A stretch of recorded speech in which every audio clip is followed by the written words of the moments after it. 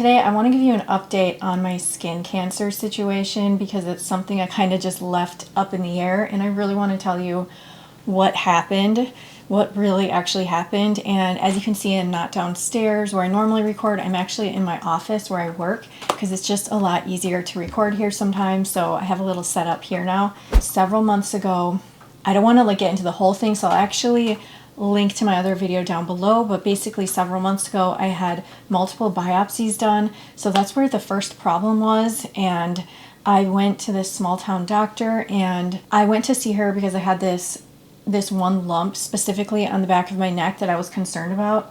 And so she said she would remove it. She's like, no problem.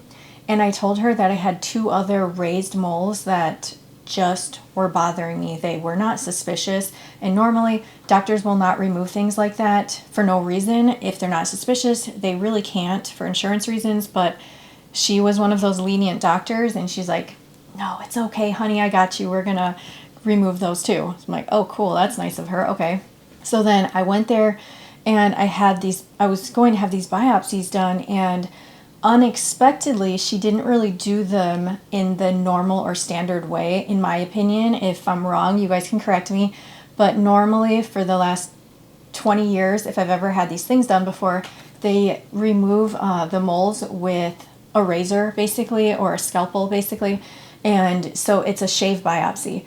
But without fully explaining to me and telling me, she ended up doing punch biopsies. And she didn't just go for the normal size, the normal small size.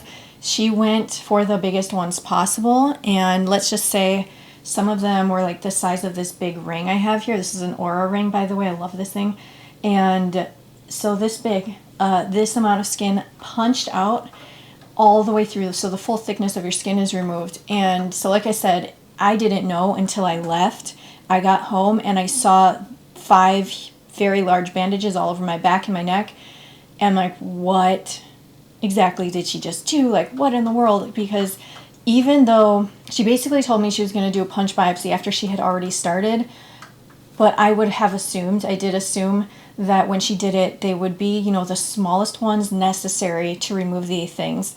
But with the moles that were not suspicious in any way, shape, or form, she could have either used the tiniest punch biopsy or just did a shave biopsy, but she didn't. I don't know why. I'll never know. I don't understand. I did like this lady, but after this occurred, she ended up, for whatever reason, she ended up leaving the practice. She had been there for years. She left, and so I don't know what happened with that. She seemed a little bit disgruntled, very interesting character. Personally, I liked her as a person, but I don't know why she did that to me, or if it's just a total lack of experience. But I have seen other professionals, and they were baffled, let's just say. She also used dissolvable stitches, which I didn't know she was doing either. And so she did all that. She put in my records that she explained everything that was going to happen and everything that she was doing, and explained the risks of scarring to me. You guys, she absolutely did not.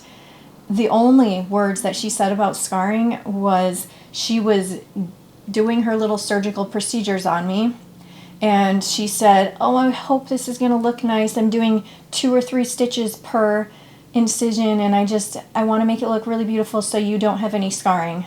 That's the extent as to what she mentioned to me about scarring. And I did not care for the fact that in my record she put that she explained in depth, the risks of scarring plus the procedure she was doing, which she just didn't, unfortunately. So that all happened, and the problem was I immediately had an issue with the dissolvable stitches. They were itching to the point where it was as though I had an allergy, and that was it. Nobody would assist me with that. And also, strangely, I thought the person that I saw who did these incisions on me, I thought she was a doctor.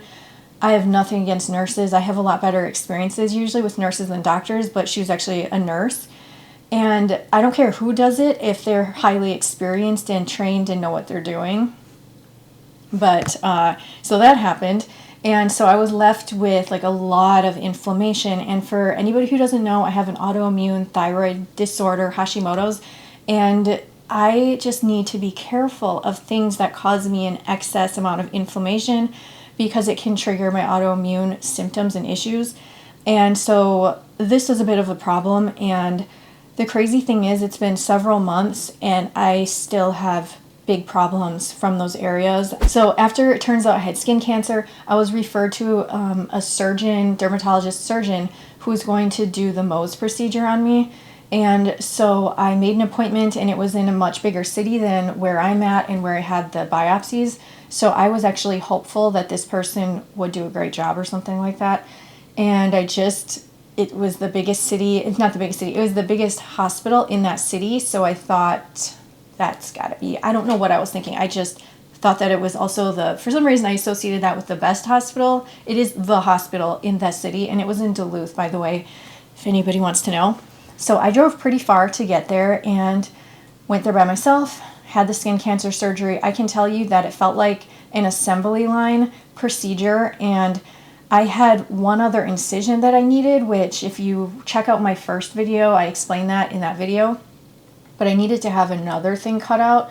So I'm pretty much like getting all hacked up all over the place on my back. And I asked him politely, if he had the time to do that, because I had to drive almost for 5 hours total.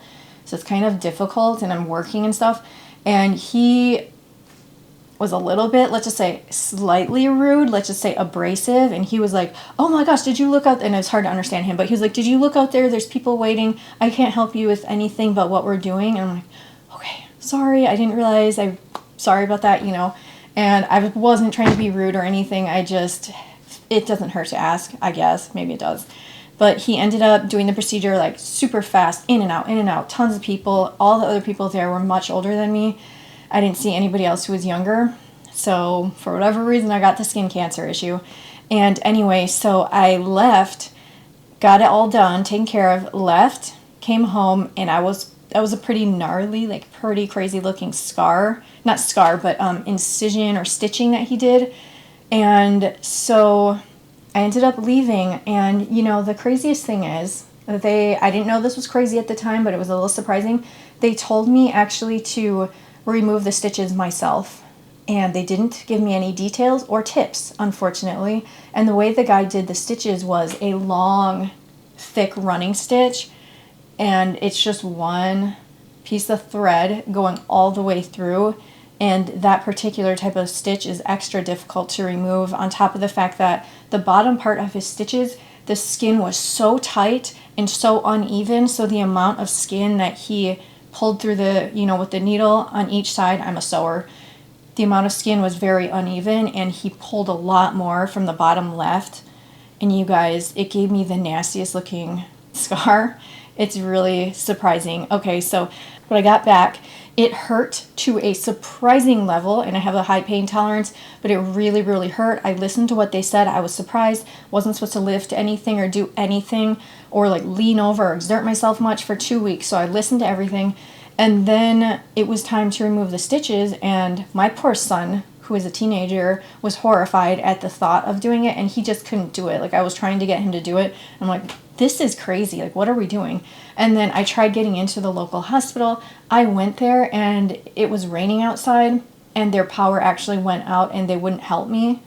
And so I was like, oh my gosh, because every single day at that point, the skin started growing over more, and it was just at the right day to remove the stitches from what I had learned.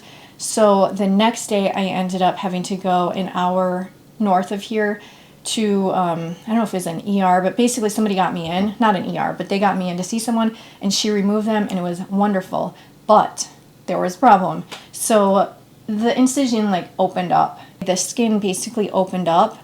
And another reason that can happen where the skin opens up is due to excessively tight stitching. I've read and researched all these medical papers on it because I was so concerned, and my son was so freaked out about how it looked. Basically, I'm left with kind of a disgusting looking scar, and on the bottom it looked like a skin flap, and I think it might be a little better. I can't even see it now. I need to have my son take a picture. I'll try to take a picture. But the bottom part, holy moly, it was like a appendage, an extra body part, flappy little skin hanging off because of the excess skin, the way he did the stitches. After this all happened, it's been several months, and I guess it's healing the best that it can heal. Like I said, I haven't had my son take any photos in a little while, so I'll take some photos and share it with you guys, and I'll show you my last photos. And I ended up seeing a plastic surgeon because I don't know, maybe I don't know why it was bothering me so much. Normally, like I said, a scar doesn't bother me. Scars are no big deal. But the way this scar looked, it did bother me. So I talked to this plastic surgeon. I've never seen one before in my life. And he talked to me about re-excising it and just fixing it up. And then I have this other scar that I asked him about, you guys. I have a scar on my belly button, and I just randomly asked him because if he's going to do this procedure, he already has all these materials out and it costs a certain amount of money. So I felt like I'm so glad I actually asked him. And so he's going to throw that in the total cost. So I researched a bunch of different places, and some of them had crazy high pricing. And for this cost, it's going to be about $1,500, and he's going to fix this and try to fix the belly button issue and then the scar. And then he said he's also going to try to do something to help me with the other scar on my back, scars. One specifically, he's going to do a laser on one of my scars to see if it will help. And I'm really grateful he'll do that. And that's my latest update on the skin cancer situation. Honestly, I have more of an issue with the biopsy scars from the place I told you. I went to like the backwoods small town medical place where she did those massive punch biopsies. I have more of an issue with those because of the level of inflammation and the itching and the burning and the scarring. And I don't know. I've been questioning whether or not I should even have the surgical procedure to fix it. But I think my curiosity on getting rid of the ones on my back is what's pushing me to actually do it. And because he's going to also do like my other scar, I think I will do it. There's one last thing I want to say. If you're in the situation where you do have skin cancer, I know I can't really give people advice. I'm not an expert. I've just gone through this weird situation recently. But I do want to say that the plastic surgeon who I talked to said something that was very surprising to me. He was saying that this Mohs procedure, which by the way I believe was invented in Wisconsin, and it's supposed to be the classic gold standard best procedure for skin cancer. According to him, as a plastic surgeon, he said that he doesn't believe it is, and that there's so many better ways to do it, and that these doctors are sloppy oftentimes and cause a lot of problems for people in the future. And they end up seeing him. Quite a lot of people end up seeing him. And he said he could end up taking over for my care related to the skin cancer and if I have any reoccurring issues. So I'm really happy to hear that. So I just wanted to share that with you guys. I know some people in the comments of my first video, they had different procedures done. So there are other options out there. So maybe if you're in this situation, you could at least explore all these other options before you head on in for the Mohs procedure. I personally would think it's a good idea.